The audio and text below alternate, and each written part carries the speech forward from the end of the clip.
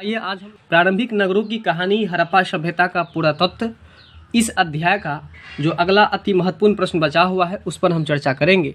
पहले क्लास में हम आपको 1 से 10 तक अति महत्वपूर्ण प्रश्न की चर्चा किए थे और आज की क्लास में हम लोग फिर आज 11 नंबर प्रश्न से शुरू करते हैं। तो आइए देखते हैं कि आज का पहला प्रश्न क्या है। हड़प्पाई सभ्यता के विस्तार का वर्णन करें। कहने का मतलब ये है कि हड़प्पा सभ्यता का विस्तार किस तरह से हुआ, मतलब किस तरह से वो फैला, सबसे पहले किस तरह से लोगों के नज़र में आया, है कि नहीं। तो ये इन सब बातों की जानकारी हम आप लोगों को देने वाले हैं। तो ध्यानपूर्वक इसको समझिए, समझते समझते आपको प्रश्न याद हो जाएगा। तो जैसा कि आप देख रहे हैं, हड़प्पाई संस्कृति का विस्तार बहुत अधिक था। यह लगभग 12,99,600 वर्ग किलोमीटर में फैली हुई है। तो यहाँ से पहला अति महत्वपूर्ण प्रश्न ऑब्जेक्टिव के लिए बनता है कि नहीं। क्या बनता है कि हड़प्पा सभ्यता का विस्तार जो हुआ था, मतलब हड़प्पा सभ्यता जो फैला था वह कितने एरिया में फैला हुआ था। तो बताइए, क्या बताइएगा आप लोग। 12,99,600 वर्ग किलोमीटर। एक बार पुनः फिर से बताइएगा। 12,99,600 वर्ग किलोमीटर। बिल्कुल, 12,99,600 वर्ग किलोमीटर क्षेत्र में यह फैली हुई थी। इसके बाद है, इसमें पंजाब आते हैं, सिंध आते हैं, राजस्थान आते हैं, गुजरात तथा बलूचिस्तान के कुछ भाग और पश्चिमी उत्तर प्रदेश के सीमावर्ती भाग भी सम्मिलित है। अब देखिए, पहला प्रश्न तो आपको हम ये बता ही दिए कि महत्वपूर्ण है, 12,99,600 वर्ग किलोमीटर।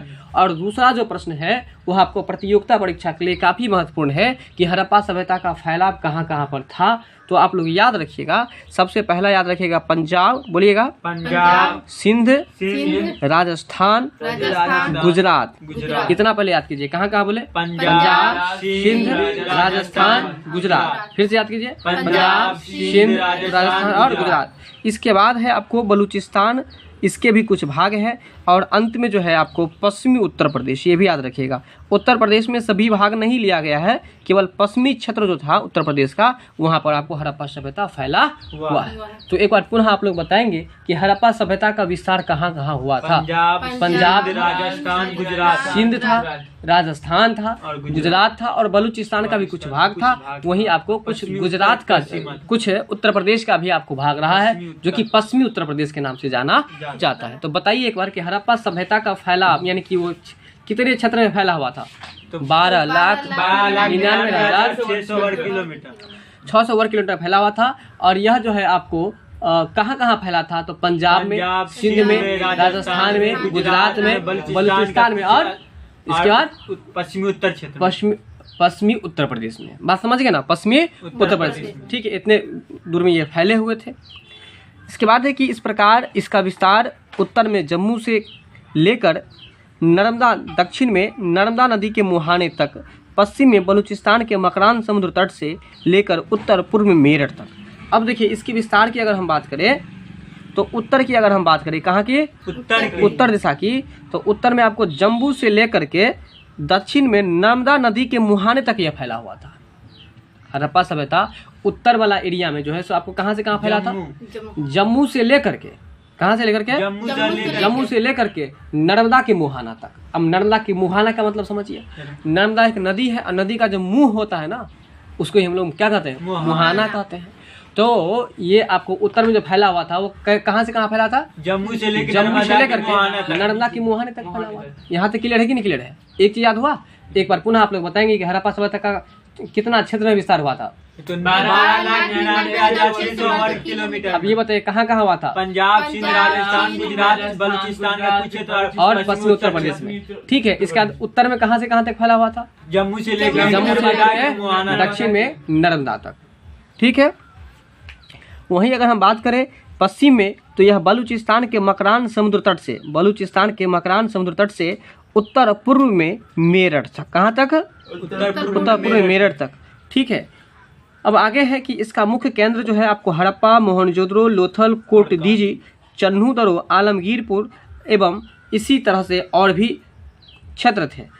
उस समय कोई अन्य संस्कृति इतने बड़े क्षेत्र में विकसित नहीं थी। इस संस्कृति को हड़प्पाई संस्कृति के नाम से इसलिए जाना जाता है क्योंकि सबसे पहले इस सभ्यता से ही जिस स्थान की खोज हुई वह आपको हड़प्पा ही था।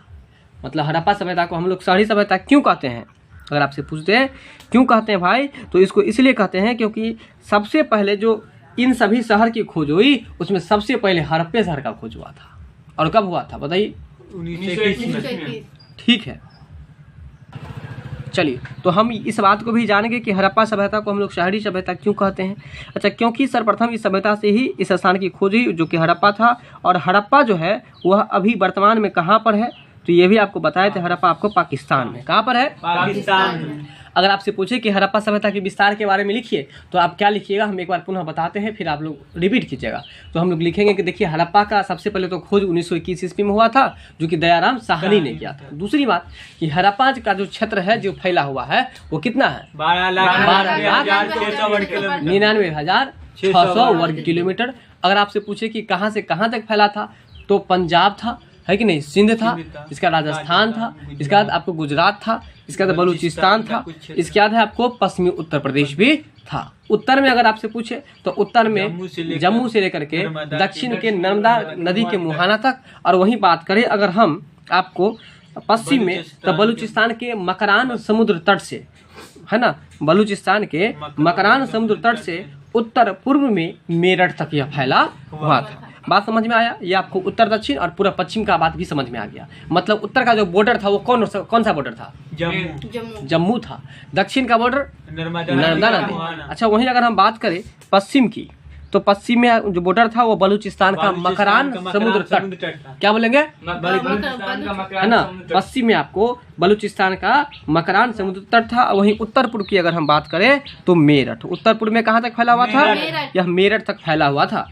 ठीक है ना, बात समझ में आया कि नहीं आया?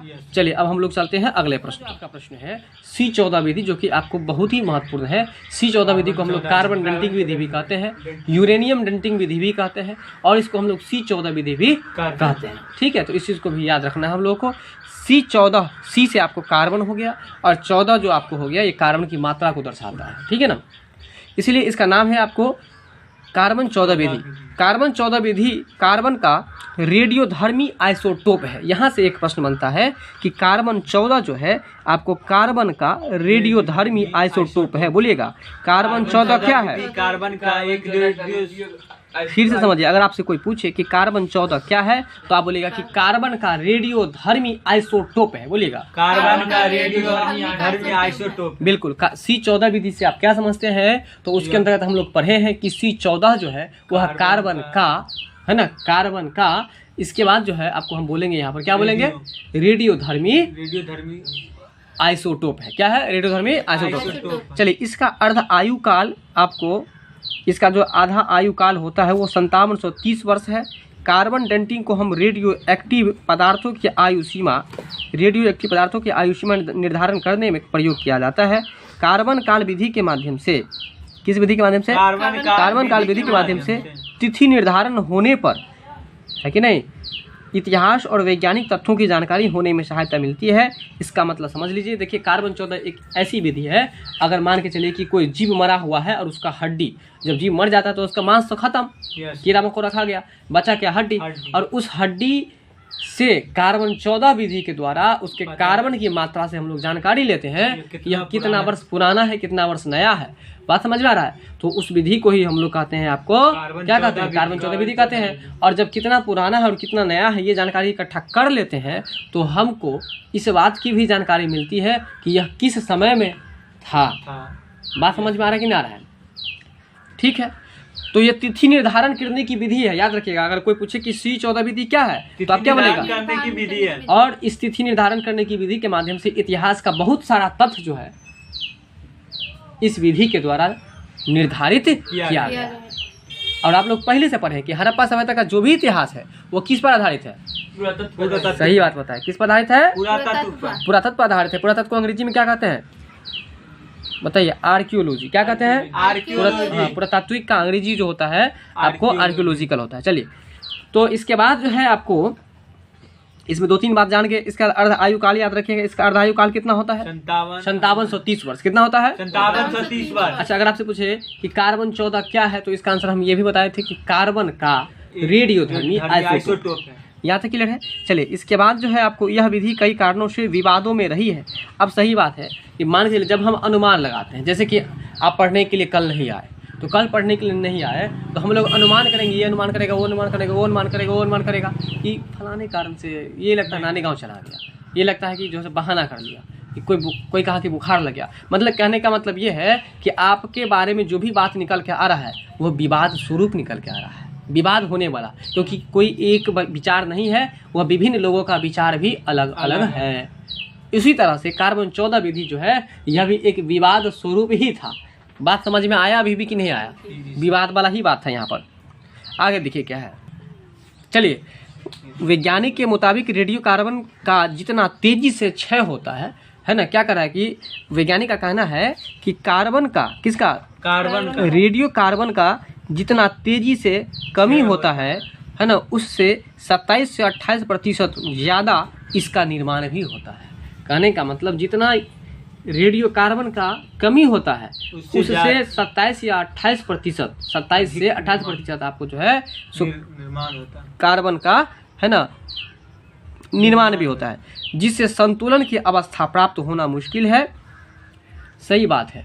हम एक बात बताइए, जैसे आप जितना ज़्यादा पढ़िएगा उतना ज़्यादा आपको दिमाग बढ़ेगा, और जितना कम पढ़िएगा उतना ही आपको जो है सो कम होगा आपका ज्ञान। लेकिन यहाँ पर क्या करा है कि रेडियो कार्बन जितना कमेगा उससे कहीं 27 से 28% ज़्यादा बढ़ भी जाएगा। अब बताइए, तो ये घटने और बढ़ने दोनों प्रक्रिया चल रहा है, तो अस्थायी रूप से कोई जानकारी मिल पाएगा हम लोगों को? नहीं मिल पाएगा। वही बात कह रहा है आपको कि जितनी तेजी से क्षय होता है उससे 27 या 28% ज़्यादा इसका निर्माण भी हो जाता है, और उसके कारण संतुलन की अवस्था प्राप्त होना बड़ा ही मुश्किल हो जाता है। यहाँ तक बात क्लियर है? अब जो आपका अगला प्रश्न है, पूरा तत्व से आप क्या समझते हैं? देखिए, जब हम आपको थ्योरेटिकल पढ़ा रहे थे तो वहाँ पर बहुत अच्छा से चर्चा किए थे। फिलहाल यहाँ भी हम लोग देखेंगे कि पूरा तत्व क्या है।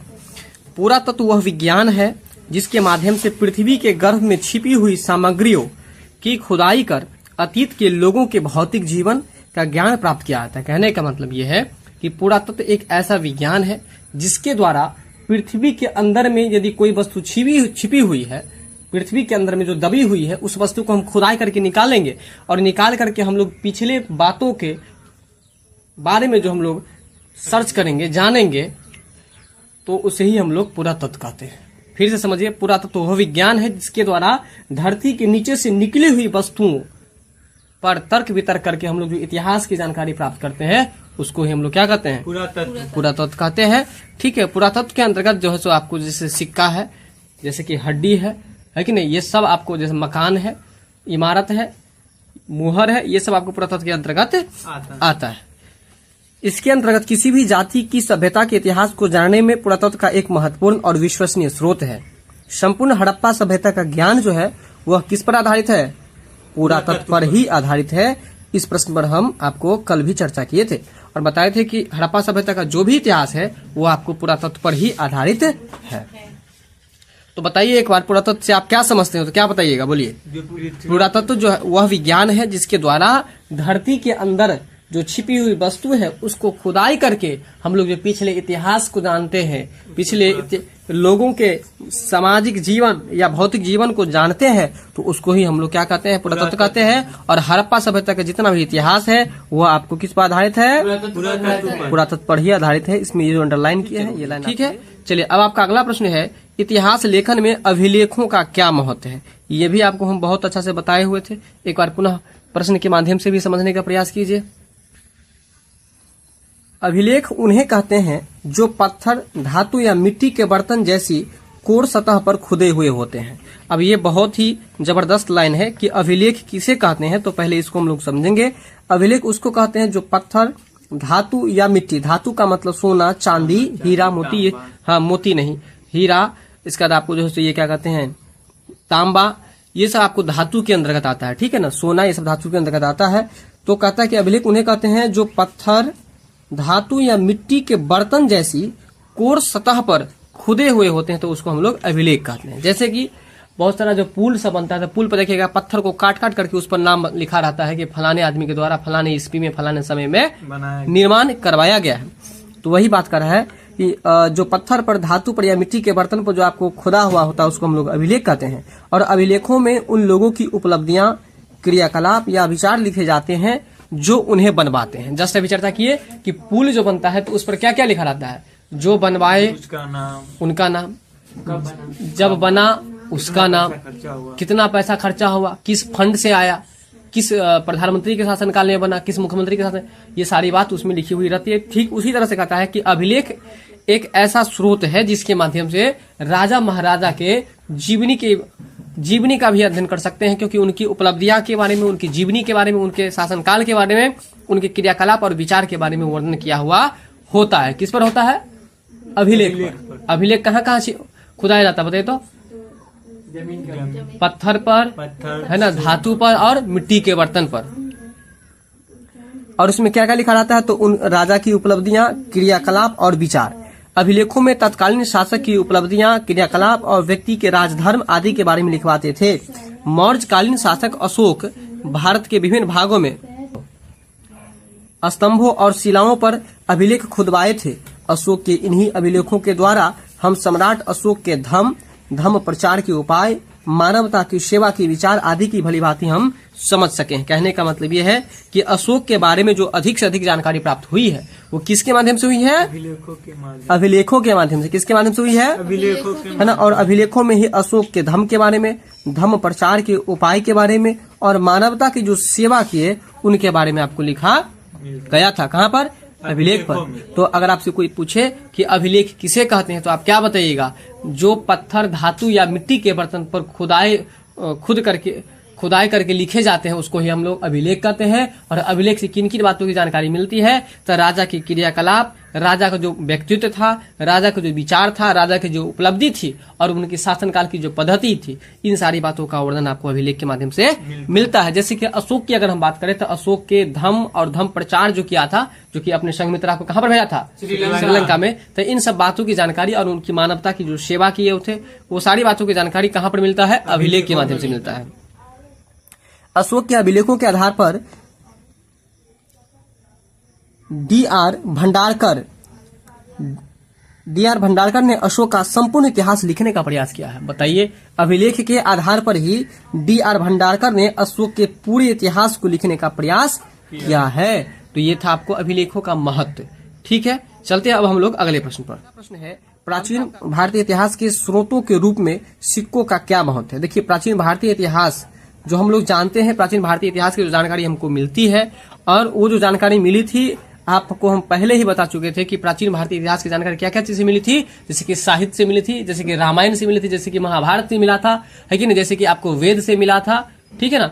और इसी तरह से जो आपको जैसे पुरातत्व से मिला था। तो वही बात बता रहा है कि प्राचीन भारतीय इतिहास के स्रोत के रूप में करा कि सिक्का का क्या महत्व है। सिक्का से हमको क्या क्या जानकारी मिली है उसके बारे में समझिए कि हम लोगों को समझना है। प्राचीन भारतीय इतिहास के स्रोतों के रूप में सिक्कों का एक विशेष महत्व है। प्राचीन काल के बहुत से सिक्के मिले हैं। प्राचीन काल के बहुत सारे सिक्के मिले हैं और ये सिक्के कई राजवंशों की तिथियां स्पष्ट करने में सहायता करती है। कहने का मतलब वो जो सिक्का है वह आपको राजवंश की तिथि को स्पष्ट करने में सहायता करती है। ये सिक्के कई राजवंशों की तिथियां स्पष्ट करने में केवल हमारी सहायता ही नहीं करते बल्कि कई प्रकार के इतिहास को जानने भी हमारी सहायता करते। अब देखिए, अभी जो सिक्का अभी वर्तमान में चल रहा है उस पर देखिए ईस्वी लिखा रहता है 2020, 2025, 2030 लिखा रहता है कि नहीं लिखा रहता है। तो इससे स्पष्ट हो जाता है कि यह किस समय का है। मतलब कि इसलिए यहाँ हम कह सकते हैं कि सिक्का के माध्यम से हम लोग इतिहास के बहुत सारी जानकारी को ठीक मतलब सही निर्धारित तिथि के माध्यम से हम लोग जानकारी ले सकते हैं। नहीं समझे बात? सिक्का में तिथि लिखा रहता है और उस तिथि से इतिहास का निर्माण हो सकता है। सही जानकारी हमको मिल सकती है क्योंकि उसमें तिथि निर्धारित रहता है। इसलिए सिक्कों का अपना कुछ विशेष महत्व है। ठीक है, तो ये कहता है केवल राजवंशों की तिथियां ही स्पष्ट नहीं करती जबकि हमको बहुत सारे इतिहास की जानकारी भी देते हैं। जैसे कि हिंद बैक्टीरिया यानी कि इंडो बैक्टीरियन और हिंद यूनानी काल का इतिहास बताने वाले तो केवल सिक्के ही हैं। अगर आपसे पूछे कि हिंद बैक्टीरिया और हिंद यूनानी काल का जो इतिहास हमको जानकारी प्राप्त हुआ है वो किसके माध्यम से? सिक्कों से। तो सिक्कों के माध्यम से ही हुआ है, केवल सिक्का के माध्यम से। याद रखिएगा कि हिंद बैक्टीरिया और हिंद यूनानी का जो इतिहास मिला है हमको वो क्या से मिला है? केवल सिक्का से, ओनली सिक्का से मिला है। इस प्रकार समुद्रगुप्त के समय के सिक्के हमें बताते हैं कि विष्णु के पुजारी थे, है ना। समुद्रगुप्त के समय में जो सिक्का बना था वह सिक्का क्या स्पष्ट कर रहा है कि समुद्रगुप्त जो थे वह आपको विष्णु भगवान के पुजारी थे। सिक्कों पर बना वीणा का चित्र यह सिद्ध करता है कि समुद्रगुप्त गायन विद्या का प्रेमी था।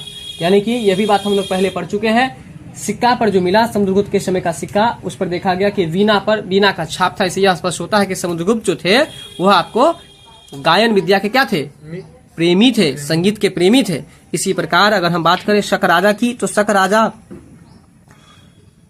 राजा के विषय में भी सिक्के हमारी सहायता प्रदान करते हैं। ये सिक्के हमें उस समय के आर्थिक दशा को और राजाओं के राज्य विस्तार आदि के बारे में हमारी सहायता करते हैं। अब देखिए गुप्त काल के कुछ सिक्के ऐसे मिले हैं। पहले के कुछ ऐसे भी सिक्के थे जो कि सोने का बने हुए थे। किसका बने हुए थे? सोने का। चांदी का बना हुआ था, जबकि अभी का सिक्का चांदी का बना हुआ है। तो बताइए कि अभी का जो राजा है, अभी का जो देश है, अभी का जो समय है, अभी के लोग धनी थे कि पहले का लोग धनी था? पहले का लोग, क्योंकि उस समय का सिक्का सोना का होता था, चांदी का होता था। और ये जो सिक्का हम लोग देखते हैं, जब सिक्का हमको धरती के नीचे से प्राप्त होता है पुरातत्व के माध्यम से, तो इससे हमको केवल राजा के जीवनी के बारे में, राजा के शासनकाल के बारे में ही नहीं जानकारी मिलती, जबकि सिक्कों से हमको विभिन्न इतिहास की जानकारी मिलती है। और उसमें यह कह रहा है कि अगर हिंद यूनानी और हिंद बैक्टीरिया की अगर बात करें तो केवल सिक्का से ही इनका इतिहास लिखा गया है। वहीं अगर हम बात करें तो समुद्रगुप्त के समय की सिक्के की, तो उनके सिक्कों से स्पष्ट होता है कि वो समुद्रगुप्त विष्णु भगवान के पुजारी थे। और समुद्रगुप्त के एक सिक्का से यह भी स्पष्ट होता है कि समुद्रगुप्त जो थे वो संगीत के प्रेमी थे। वहीं अगर हम शक राजा की बात करें तो शक राजा की जानकारी भी हमको सिक्का के माध्यम से मिलता है। और इसके अलावा सिक्का से हमें राजाओं के और जनता के आर्थिक दशा के बारे में भी जानकारी मिलती है। तो ये था हमारा सिक्का का महत्व। ठीक है, तो जितने भी आपको एक लेसन में, यानी कि हड़प्पा सभ्यता का जो प्रारंभिक इतिहास है उसके अंतर्गत अध्याय 1 में जितने भी महत्वपूर्ण प्रश्न था इसको हमने करा दिया। अब हम लोग ये केवल लघु उत्तरीय प्रश्न ही करवाए हैं, अब हम आपको दीर्घ उत्तरीय प्रश्न भी करवाएंगे। ये हम अगली वीडियो में इसकी चर्चा करेंगे।